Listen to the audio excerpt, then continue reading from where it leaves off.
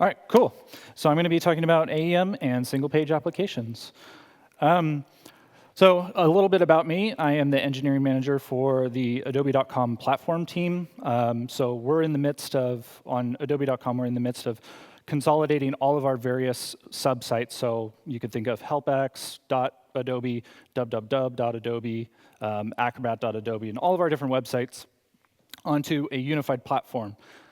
So I say this because a lot of times when people hear you work with AEM and you work at Adobe, they think, oh, you're on the product team. Well, I'm not. So this is basically a disclaimer to say I am a bit of a diva, and don't blame the AEM product team for my bad behavior. So basically what we're going to talk about is what an SPA is, so we can kind of all get a level set, because I know there's a lot of back-end developers that may not know these terms, or there may just be anyone. What the AEM SPA editor is, and really why I'm excited about it, who can use it, or how can we use it. So we'll talk about everything from the various pieces, the back end, the front end, the NPM modules. And then in the case that the SPA editor might not work for you, how you can also use hybrid-like approaches, or SPA-like is what I like to call them. And then, of course, a wrap-up. So very simply, what is a single-page application? And it's just a web page that can load content without reloading the entire page. That, at the end of the day, that's it. So in our world, we typically navigate from page to page to page to page. And each one of those is a new request with all new. If I have a unified header across all these different pages, I have to reload the header. If there's similar images, maybe I have similar logos, all of those things have to be reloaded. Well, with SPAs, you can specifically target parts of a page to load dynamically. So this is sort of SPA 101, but a user or a visitor comes and they make a request of a page, and that page doesn't really have any content. It's actually empty. But it does have some JavaScript, hopefully at the footer, and that JavaScript says, oh, yeah, I am a single-page application. I need to go fetch some JSON. That JSON comes back to that JavaScript, and that JavaScript, we're actually defining those views inside JavaScript. So the JavaScript takes the JSON, it formats it with whatever view system you're using, whether that's Angular, React, Vue.js, and then pushes it out to the page. Now, where it gets interesting is upon the second request. So that initial request, we format everything back, and we might get this button, and then that user clicks on that button. And we would typically, in a normal page lifecycle, we would reload that entire page. But here, we already have the page, we already have the JavaScript, so just go fetch the JSON for the little piece that we want, return it, format it, and it's back to the user. So you can see that the perceived performance is actually quite a bit better. And so, yeah, that's one of the big ones of why you may want this. Load time improvements is a big one. Front-end developer productivity. If you're in a situation where, like I was saying, front-end developers, we're all kind of divas and we don't like to learn new things unless we read it on a Medium post. But if you have a front-end developer that is maybe a little bit afraid of using AEM or Sling, you can say, okay, just go use these tools that you're familiar with and have at it. And then, of course, from my standpoint, one of my favorite parts is that the site feels more dynamic. It doesn't feel so, static. And then, like I said, hopefully you're not in this boat where somebody says, oh, I read this thing about SPAs, and we should do this without having a good reason. So, why you may not want this is that the initial page it could actually be slower. If you think about if all of your logic is in JavaScript and you have to make all these different requests to your content, then all of a sudden you have this 5 megabyte JavaScript file, and what do you see? You see a spinner. So how many of you guys have seen a spinner, right? So it's kind of terrible. And then, of course, the increase of added complexity. I'm a huge proponent of HTL because it's so simple and beautiful in the sense that, like, I put properties.title and I get that on a page. Well, this totally changes that paradigm to make things a lot more complex. But again, there are added benefits. So this is kind of gets into, like, just because you have this tool doesn't mean like every single solution should be this. Again, a little bit of a soapbox. So the AEM SPA editor is basically AEM asserting that we love React and Angular, and we're going to support these as first-party, first-class citizens of the AEM world. And really, the way I like to look at it is that it combines AEM's rich content editing with all the benefits of SPAs. Because you might hear of things like, headless CMSs or contentful, and really, like, the original headless CMS is Sling. You send a post, you get your content back, and you're done. It's quite literally the original headless CMS. But what this AEM SPA editor is doing is you're actually editing the content as if it was a regular HTML component. And what I think is kind of the most amazing part about this is editor.html was always designed around when you edit your dialog, you send that post against that resource, you get HTML back. Well, with the AEM SPA editor, that whole paradigm is completely flipped on its head, and now you're actually getting JSON back. So it's kind of like, if you think about changing editor.html, that's kind of a Herculean effort. All right, so the structure, at least from the sample that is provided by Adobe, you really have a single source of entry. So you have your app. And then at that point, you can expose various pages. So while your entry is into the app actually first loads home, and then you can go to blog, you can go to weather, and each one of those pages has the various components. So while this is very similar to what we have today, that single entry point is a little different. And it's also important to know that the sample is like this. You can have multiple pages. You can have multiple SPAs. You're not locked into this fixed content model. And it's not that fixed. A couple basic requirements, at least for today. You need 6.4, SP1, the SPA feature pack. The RC, which is everything that you see here today, is based off of the RC that was released last week. And right now, I would probably, you can totally get running with core components, and you can drill into that. But if you want to see how a real live example, I would strongly recommend checking out the sources of We Retail, We Retail Journal, which we'll look at.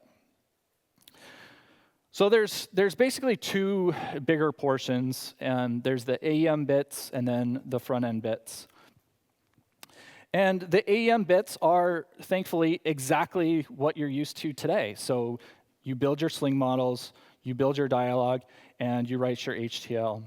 Maybe one thing that's a little bit different is that HTML is actually optional.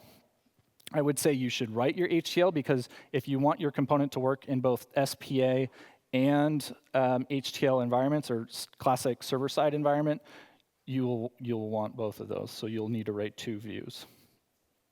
But as far as the Java portion of this, there's basically two pieces: the container exporter and the component exporter. And they're actually built off the back of Sling model exporters. So I think Justin gave a talk last year about Sling model exporters, which basically takes the POJOs of Sling models, wraps them up to easily export them as JSON, so you have less servlet boilerplate you have to write. And so the container exporter is really used for the page and layout container components. Again, the core component team is here. They've already done the plumbing for you to support container exporter. They've already done all of that work for you. So go talk to them. They've done some amazing work. So what your page component or what your page sling model might look like. Again, it should be familiar if you've ever written a sling model. We have our adaptables, so what we can adapt from. A new addition that might be a little bit different is your adapter, so what this can adapt to. Your resource type. So if you have multiple, this is something to keep in mind, is that if you have multiple page components, you will need to have a Java class that represents them from the sense of exporting that JSON for each page component. So try and keep your page component count down. I'm talking to you, Mercedes-Benz. And then you have, of course, the component exporter. So that's used for all other components. So the bulk of your work is, of course, going to be with the component exporter. And so again, it's very similar. It's almost the exact same. It's implementing the component exporter. And again, I'll show you that in a second.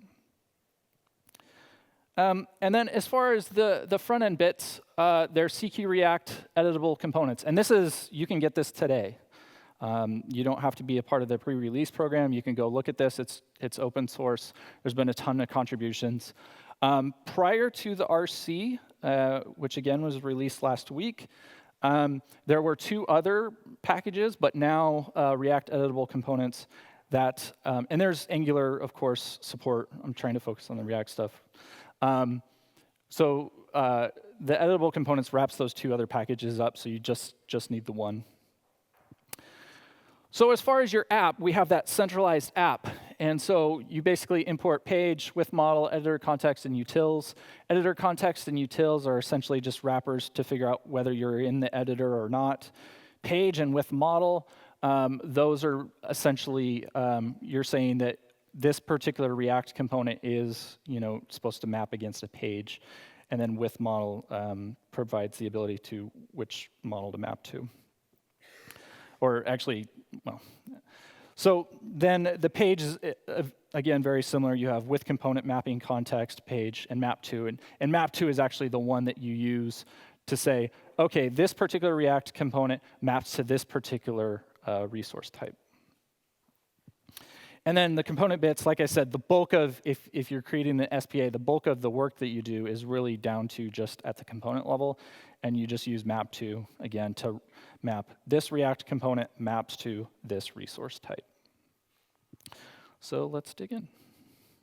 Oh, how do I get out of? OK. So what we're going to do, so you guys don't have to see me code. Oh, that's nice. I have a sample project here. And I have some parts that I'm going to pull in. So basically, I have Hello World Java, I have Hello World JS, and then I have my Hello World component. And of course, my Hello World component, just to prove a point, doesn't have any HTML. In this particular context, it's not required. So we're just going to go into our, we have this hierarchy page. So we're going to, and it's important to know that you don't necessarily have to follow, if you were to go look at this hierarchy page implementation, you might get overwhelmed, so I would suggest going and looking at the core component implementation to get an idea of how you can have a little bit smaller Java file to deal with.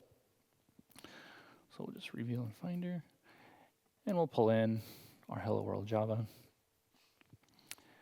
And then we're going to move over and we'll go to our source, or actually content, and GCR root, global components. And so inside our global components, we're going to pull in our Hello World component.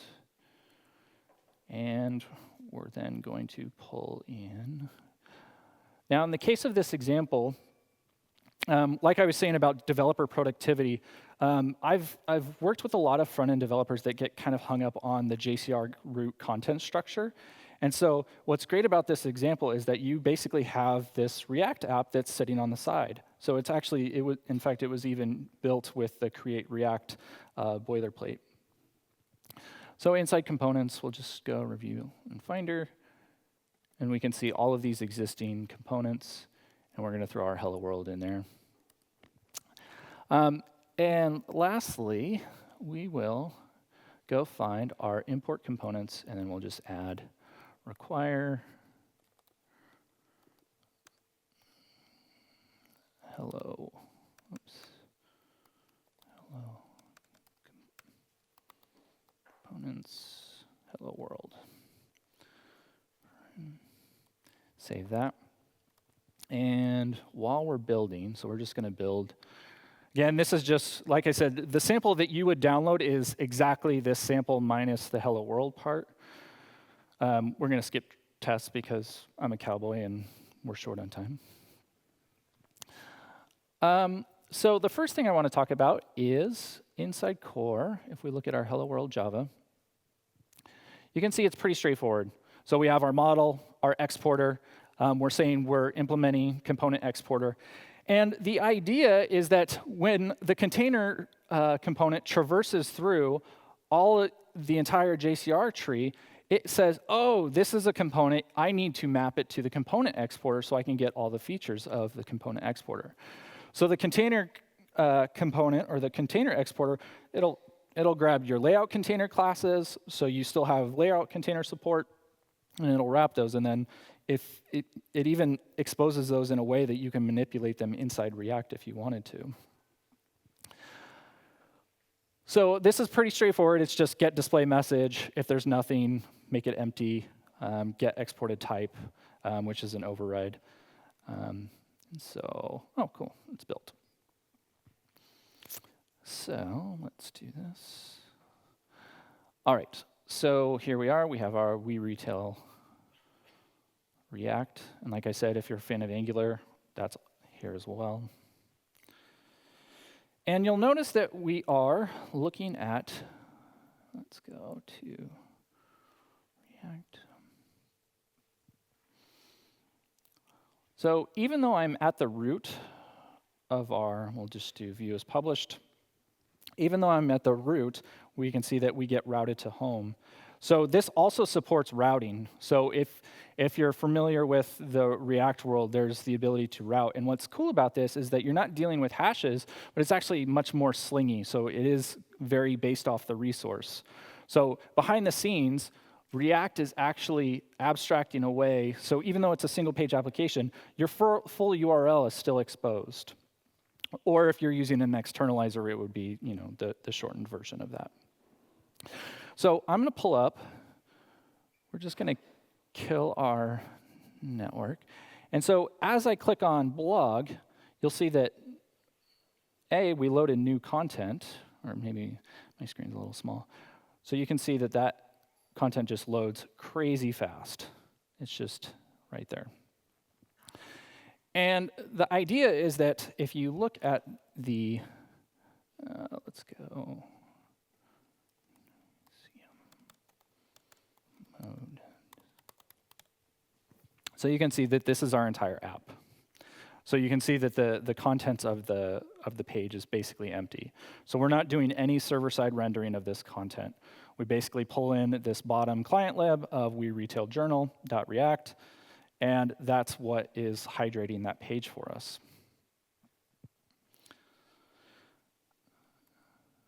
And if we were to look at, let's say, let's go blog home home.model.json. You can actually see that through the power of Sling Model exporters and the container exporter and the component exporter, we have just a nice, beautiful JSON abstraction of our entire content tree. Comes with all of the CSS classes, comes with the responsive grid properties. It even comes with item ordering. It's basically everything right there. And what's nice about this is that the container exporter, it will actually programmatically figure out that it needs to wrap everything up to make that single page application. So you can think of, if you're not on HTTP 2 and you're on 1.1, you don't want to send a ton of requests. And so this actually kind of gives you a nice happy medium. And so then, since we have loaded our new component, we should be able to put it onto our page. So we'll go here, hit the plus sign. We now have hello world, and it will pop up. Of course, you still get the placeholder, and we can configure it, and we can say hello adaptTo, and then there it is. And if we were to refresh that JSON to look for hello world, we would see that that content is in there. There's our display message. And so if we look at the actual JSON for this, so we can go to hello world.js. It's pretty simple. We have an edit config. So this handles our empty label, figures out if it's empty, if there's no properties. But the big takeaway is that we're mapping this resource type to this component and this edit config.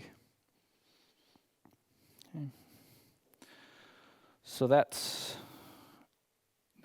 basically how that all works. Okay. So, oops. Let's go to the next slide. Okay. So one question that I've had as I've been part of these beta programs is, when does the SPA editor ship?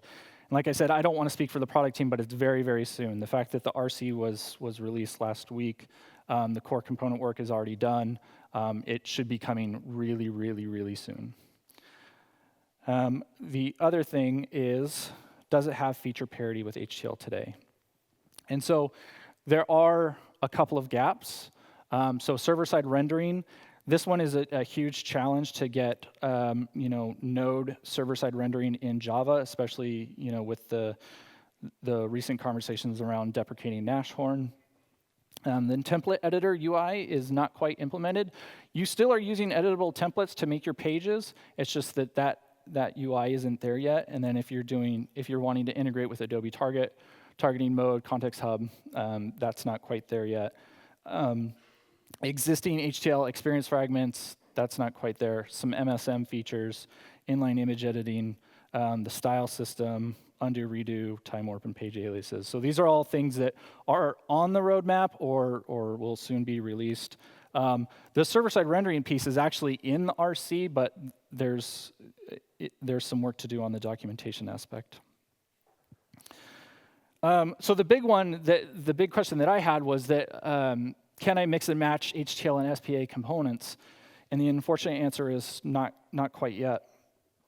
So luckily, you do have some options. So we had this problem actually a year ago. It was around the time of last year's adaptTo. We had these requirements coming in where we had existing HTML components, but we needed React-like functionality because, traditionally we would use handlebars, but we decided to, we wanted to invest, sort of to what Natalia was saying, we wanted to invest in modern tooling, modern frameworks, and handlebars didn't quite fit the bill for us.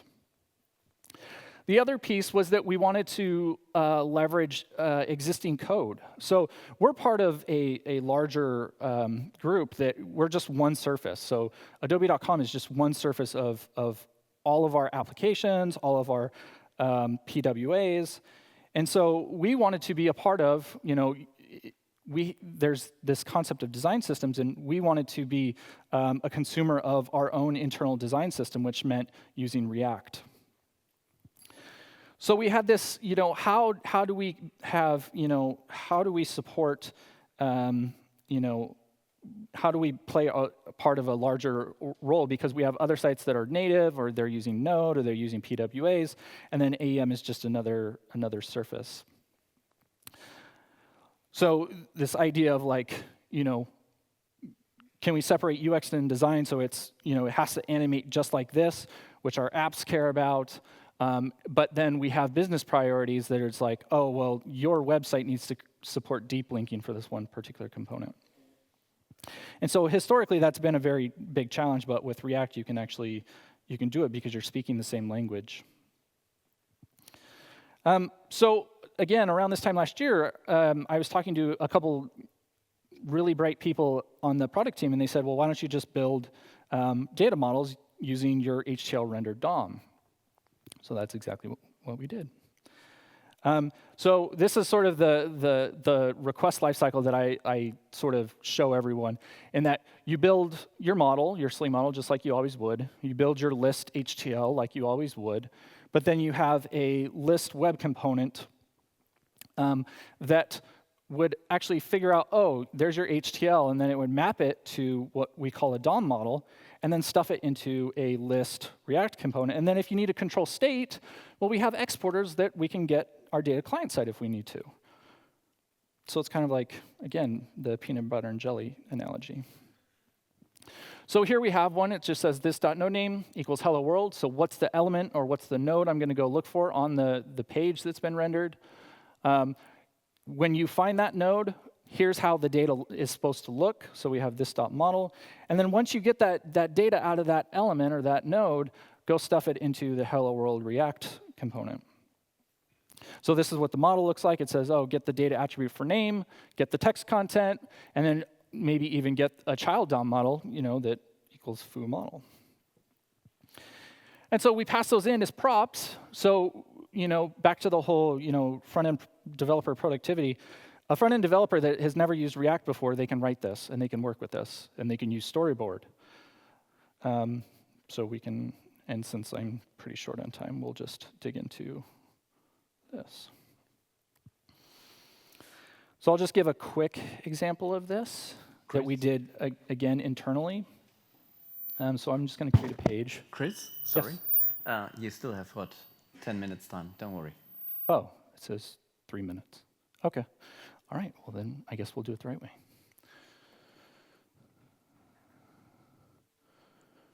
So what we're going to do is we're going to switch gears over into a project. And we're going to go into our components. And we'll just go to content and close this down. And so inside here, we have our hello world. So we'll go to content, and we'll just drop this in. Now I'm running, I don't know if anyone has used it, I'm running AEM Sync, and an internal tool we call AEM Libs. So we can just create our page, adaptTo, open,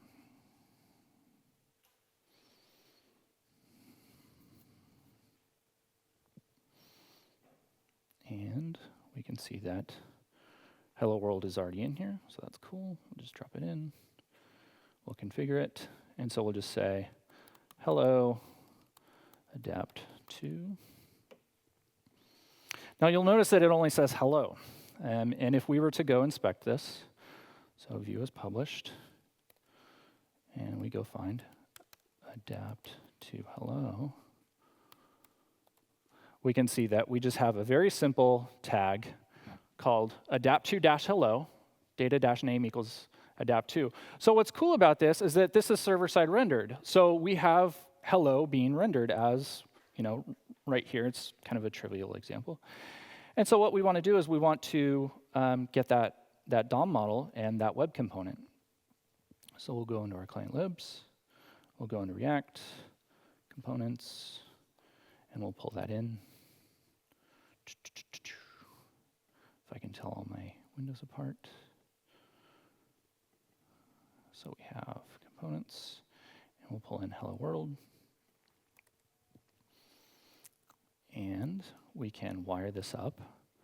So we can basically say, let's make that a little bigger, import hello world DOM from components, hello world DOM. So there's our DOM model. And we can say const hello world equals new hello world DOM. Boom. And then we'll say we want to use that. So we're going to register it. Hello world. Save. Wait for our build. And we can refresh. And now we see this nicely formatted hello adaptTo. So we can see this was basically hydrated by React through looking at the data attributes, text content, etc. And so we have H1 here. And so if we were to look at our hello world, just the React component itself, you can see that if I look at this, I could give this to any front-end developer and they would know exactly how this works. We have prop types validation. And so that's really, that's how we were, solving our particular challenges a year ago where we needed to mix and match HTML and React.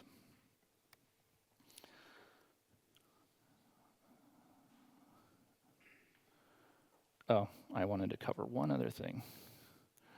So, I also talked about wanting to be part of a more holistic ecosystem of design systems. So we have this Spectrum design system that we announced in May, and we have all of these different components. So if we look at, let's say, our nav list component, we have this React Spectrum tab list and tab.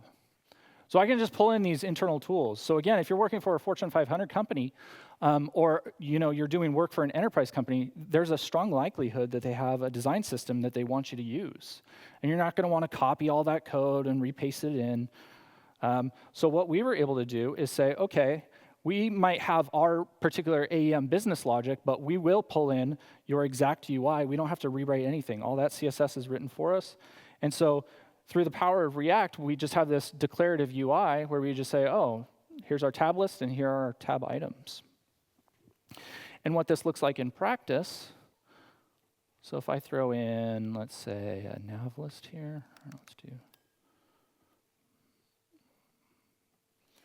we will do center this, left to right, center, boom, say nav list. Tells us to configure. Whoa.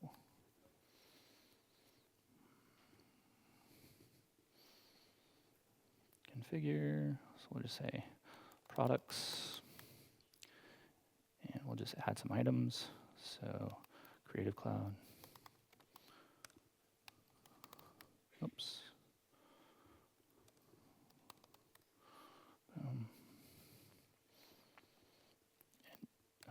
Experience Cloud. And of course, can't forget about Document Cloud. Boom. So if we preview this, it just works. So this is our tab list. So this is all React. If I was to inspect this,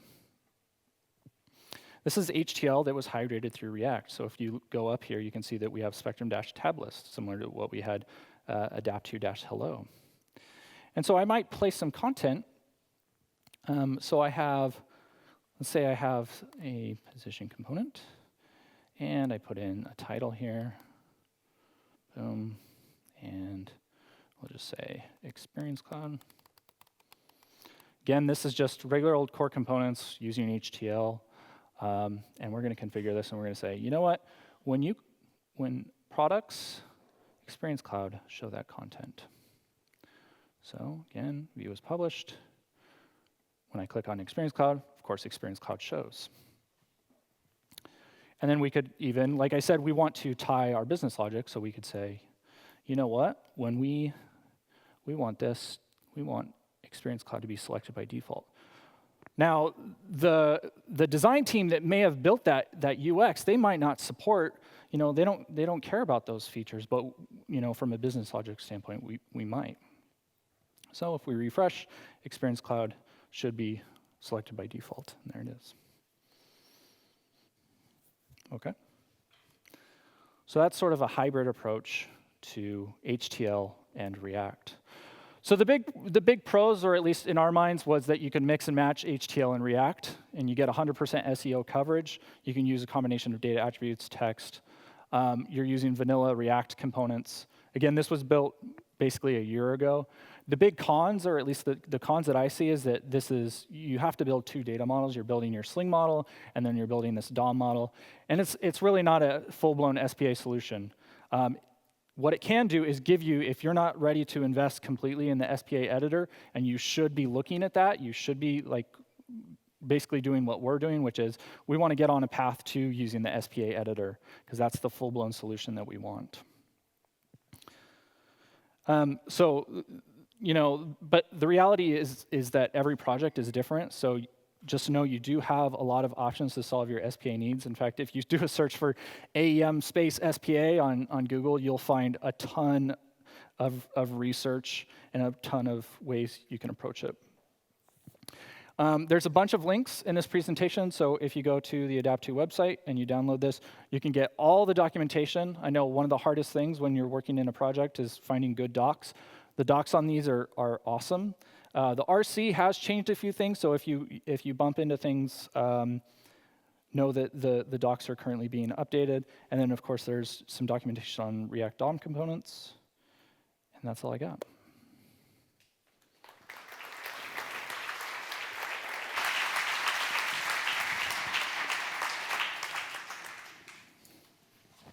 So, any questions?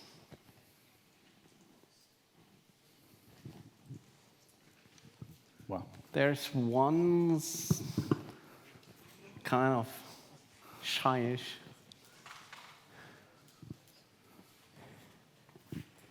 One thing, I mean, React is a bit, well, picky about DOM ownership, and in the authoring, you basically manipulate the DOM. What's the magic, basically, to bring the two together, AEM and React?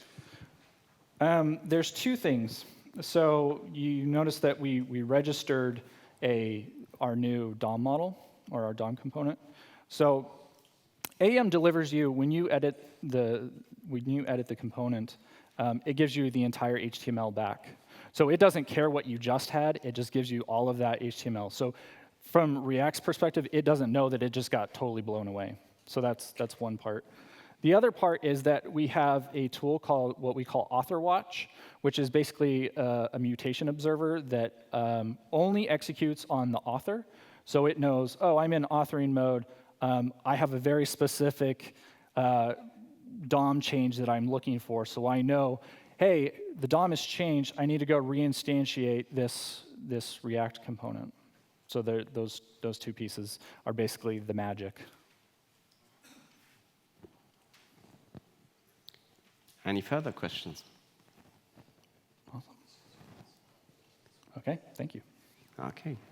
Thank you very much, Chris. And